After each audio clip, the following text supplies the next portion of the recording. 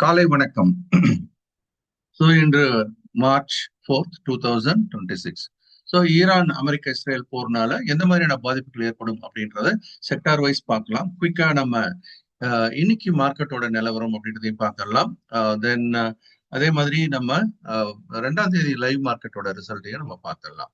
பொதுவாக இப்போ பாதிக்கப்படக்கூடிய செக்டார்ஸ் அப்படின்னு நம்ம பார்க்கும்போது ஆயில் மார்க்கெட்டிங் கம்பெனிஸ் பேருக்குரிய $62 இருந்து 82 $83 ஒரு பேரல் மாறியாச்சு. அதனால ஆயில் மார்க்கெட்டிங் கம்பெனிஸ்க்கு இது ஒரு பெரிய பர்டனா மாறதுக்கான வாய்ப்பு இருக்கு.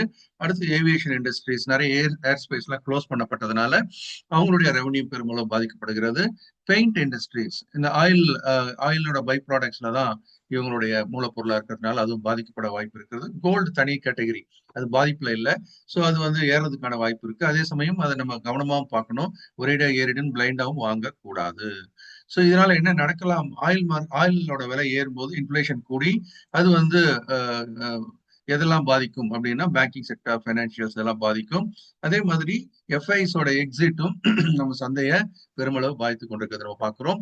ஸோ எந்த செக்டாருக்கு பெனிஃபிட்டா இருக்கும்னா oil producing sector. Oil producing சொல்லும்போது ஓஎன்ஜிசி மாதிரியான நிறுவனங்களுக்கு, அதே மாதிரி டிஃபென்ஸ்ல செக்டார் இருக்கக்கூடிய கம்பெனிஸ்க்கு ஒரு கூடுதல் அலோகேஷன் வரலாம்.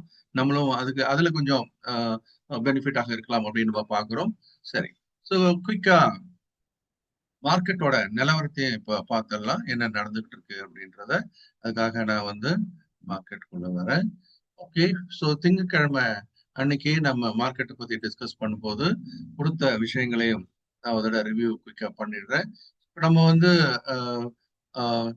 யா 12 o'clock போல நம்ம டிஸ்கஸ் பண்ணியிருந்தோம். இது வந்து 12 o'clock நாங்கள் ஒரு வெர்டிக்கல் லைன் போட்டிருக்கோம். ஸோ இதை தாண்டும் போது நமக்கு நல்ல இறக்கங்கள் வரலாம். பவுன்ஸ் ஆச்சுனாலும் செல் பண்ணணும். அதே மாதிரி நம்ம புட் ஆப்ஷன் வாங்கலாம் அப்படின்னு ஒன்று பார்த்துருந்தோம். இது வந்து நம்மளுடைய நிஃப்டியோட நிலவரம். ஸோ நிஃப்டி இங்க இருந்து அது பிரேக் டவுன் செல்லுக்கும் வாய்ப்பு, ஏறி இங்க வந்து நமக்கு ஒரு தடவை இடிச்சுட்டு ஒரு சின்ன லாபம், அதன் பிறகு கொஞ்சம் ஏறி முடிஞ்சிருக்கிறத நம்ம பார்க்கிறோம்.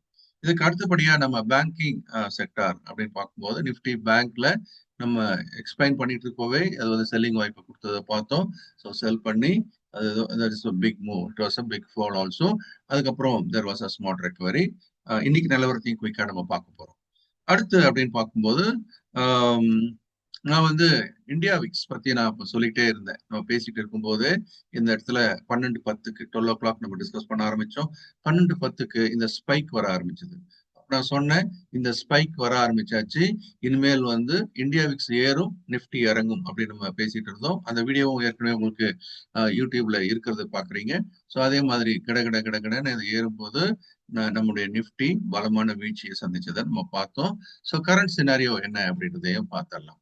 ஸோ கரண்ட்லி அப்படின்னு பார்த்தீங்கன்னா இந்த ஸ்பைக் இந்தியா விக்ஸோட ஸ்பைக்ஸ் அப்படின்றது நமக்கு எந்த மாதிரியான ஒரு பாதிப்பை இனிமேல் ஏற்படுத்தக்கூடும் அப்படின்றதையும் பார்க்கலாம். ஏறக்குறைய இந்த இடத்துல ஒரு பெரிய அளவுல அது ஒரு மாற்றம் வந்தாச்சு. கிட்டத்தட்ட இந்த 12ல இருந்து 16க்கான விஷயம் சொல்லும் போது இதுல இருந்தும் 24 நோக்கி இனி காலையில ஓப்பன் ஆகும்போது கூட அது 23 24ல ஓப்பன் ஆகலாம். ஸோ அதனால என்ன நடக்கும் அப்படின்னா பெரும் வீழ்ச்சி இல்லையா?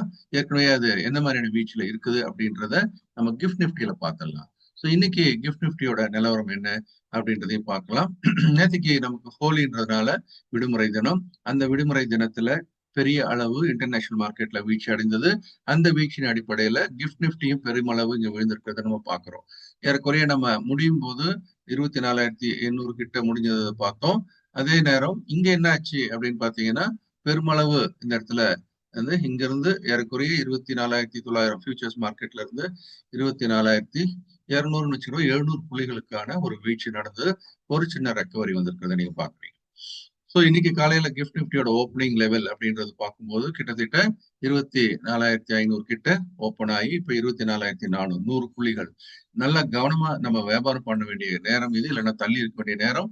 ஏன்னா எல்லா நகர்வுகளும் பாத்தீங்கன்னா சாதாரணமா 100 பாயிண்ட் இறங்கி 100 பாயிண்ட் ஏறி ரேட்ஸ் எல்லாம் கூட ஜம்ப் ஆகும். அதனால ரொம்ப கவனத்துடன் செயல்பட வேண்டிய நேரம். ஸோ இன்னைக்கு பொறுத்த வரைக்கும் இப்போதைக்கு இந்த இறக்கம் இன்னைக்கு பொறுத்த வரைக்கும் கிஃப்ட் நிஃப்டி நமக்கு சொல்லக்கூடிய தகவல் என்ன? இது வந்து ஃபியூச்சர்ஸ் மார்க்கெட்டு 24,600 அப்படின்னு வச்சுக்கலாம். ஸ்ட்ராங் ரெசிஸ்டன்ஸா மாறியாச்சு. ஸோ இப்போதைக்கு 24,600 600 இஸ் a ஸ்ட்ராங் ரெசிஸ்டன்ஸ். இது ஃபியூச்சர்ஸ் பிரைஸ். ஏன்னா கிஃப்ட் நிஃப்டியில் நம்ம பார்த்துட்டு இருக்கிறோம். அதே மாதிரி கீழே வந்தா ரீபவுண்ட் ஆகக்கூடிய இடமா எது இருக்கலாம் அப்படின்னு பார்க்கும்போது 24,200 இது வந்து நம்ம சப்போர்ட்டா எடுத்துக்கலாம். இப்போதைக்கு இதான் நிலவரம். மற்றபடி இன்னும் வார் வர வர அதனுடைய நிலவரம் என்னன்னு பார்க்கலாம். இந்த இடம் வரும்போது நமக்கு ஒரு ரெஸ்ட்ரிக்ஷன் இருக்கு. அதனால இங்க இருந்து இறங்கிறதுக்கான வாய்ப்பு உண்டு. இந்த இடத்துல செல் பண்றதோ இல்ல புட் ஆப்ஷன் பை பண்றதோ கூட நம்ம யோசிக்கலாம். இங்க வந்தா ஒரு சின்ன ரீபவுண்ட். ஆனா sell and buy is good. But இந்த 24,200 வரக்கூடிய பவுன்ஸ் யூஸ் பண்ணி கால் ஆப்ஷன்ஸ் கூட வாங்கலாம். அதே சமயம் எல்லாருமே ஸ்டாப் லாஸை ஸ்ட்ரிக்டா ஃபாலோ பண்ணணும். ஆனா இன்னைக்கு பெரிய ஸ்டாப் லாஸா இருக்கும். அது அக்செப்டபிளா இருந்தா மட்டும்தான் நம்ம இந்த ட்ரேடுக்குள்ள வரணும். இல்லைன்னா we should keep away from this trade. Okay, so கவனமா நம்ம இந்த ட்ரேட்ஸை கையாள வேண்டிய கட்டாயத்துல இருக்கிறோம். ஸோ எல்லாருமே ட்ரேட் பண்ணும்போது உங்களுடைய ரிஸ்க் மேனேஜ்மெண்ட் அப்படின்றத சிறப்பாக கையாளுங்க. வாழ்த்துக்கள்.